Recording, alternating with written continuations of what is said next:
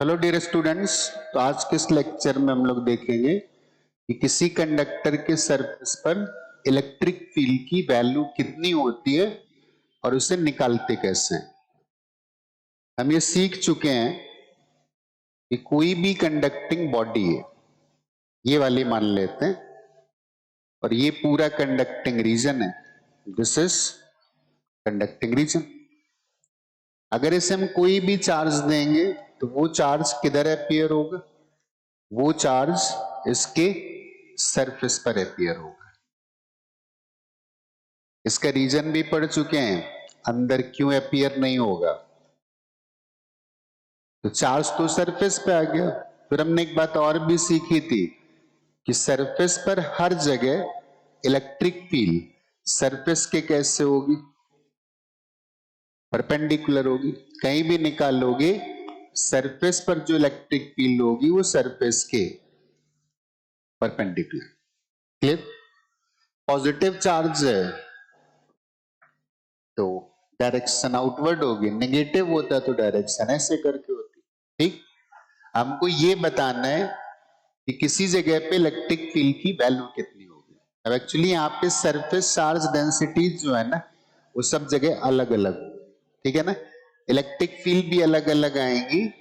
तो मैंने मान लिया कि मुझे कहीं पर भी इलेक्ट्रिक फील्ड निकालनी है, और फॉर एग्जाम्पल हमें यहाँ पे निकालनी। तो यहाँ पे एक छोटा सा एलिमेंट लेते हैं, दिखाने के लिए तो थोड़ा बड़ा है लेकिन है छोटा सा एलिमेंट।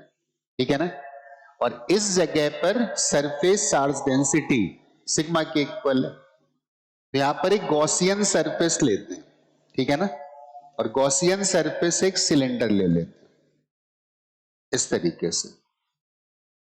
एक्चुअली गॉसियन सरफेस हमने बहुत छोटा सा लिया, वहां पे थोड़ा छोटा दिख रहा है, तो मैं इसको इनलार्ज करके बना देता हूं। इस पार्ट को अगर इनलार्ज करके बनाएंगे ना, तो ये हमारा सरफेस था। इस जगह पर कुछ चार्ज था, चार्ज पर यूनिट एरिया की वैल्यू सिग्मा थी, और फिर हमने यहां पर एक गॉसियन सरफेस लिया।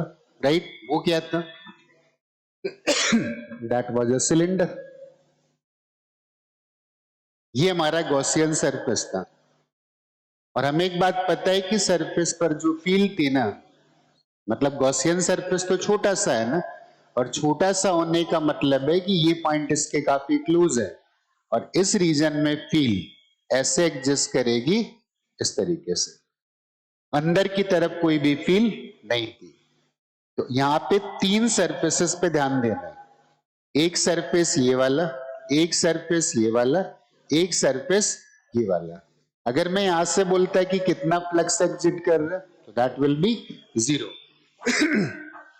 क्यों जीरो आता? क्योंकि ये पार्ट कंडक्टिंग रीजन के अंदर है, और अंदर फील्ड की वैल्यू जीरो है तो जीरो आएगा। यहां पे फील्ड सरफेस के पैरेलल है इसलिए जीरो आएगा, और यहां पर फील्ड एग्जिस्ट नहीं करती है इसलिए फ्लक्स की वैल्यू जीरो आएगी। अब छोटा सा एलिमेंट है तो सारे पॉइंट पर फील्ड की वैल्यू सेम आएगी, और इसका एरिया भी मान लेते हैं कुछ ds। तो अगर ये वाला एरिया ds था तो ये वाला भी ds था, तो इससे जो फ्लक्स जाएगा उस फ्लक्स की वैल्यू को लिख सकते हैं कितना? E into ds। तो मैं अगर बोलता है कि टोटल फ्लक्स कितना पास कर रहा है, तो total flux will be equal to E into ds। E क्या था? उस सरफेस के उस पॉइंट पर वैल्यू ऑफ इलेक्ट्रिक फील्ड थी। तो इस गॉसियन सरफेस से टोटल इतना फ्लक्स पास करेगा, एंड टोटल फ्लक्स को हम लिख सकते हैं क्या? That is enclose charge divided by epsilon not. अब इनक्लोज चार्ज कितना था? तो आई थिंक इतने पार्ट का चार्ज इनक्लोज था, तो इनक्लोज चार्ज की वैल्यू कितनी आ गई? इनक्लोज चार्ज की वैल्यू आ गई, charge per unit area sigma था, और एरिया की वैल्यू कितनी थी? That was ds। तो इनक्लोज चार्ज को हम लिख सकते हैं सिग्मा इनटू ds। अगर ध्यान से देखोगे तो यहां पर ये ds और ds कैंसिल हो गया, तो हमारे पास जो रिजल्ट आ गया, that result is E is equal to sigma divided by epsilon naught. हाँ, इसका मतलब ये नहीं कि फील्ड हर जगह सेम है, क्योंकि हर जगह का सिग्मा बदल रहा है। यहाँ पे सिग्मा है तो यहाँ पे उससे कम होगा, हो सकता है यहाँ पे ज्यादा हो या कम हो।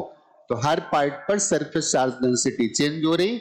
तो सरफेस के किसी पॉइंट पर अगर सरफेस चार्ज डेंसिटी सिग्मा की इक्वल है तो उस पॉइंट पर जो परपेंडिकुलर फील्ड एग्जिस्ट करेगी उसकी value sigma divided by epsilon not. I think ये बात समझ में आ गई कि कंडक्टर के सरफेस पर sigma divided by epsilon not की इलेक्ट्रिक फील्ड एग्जिस्ट करेगी।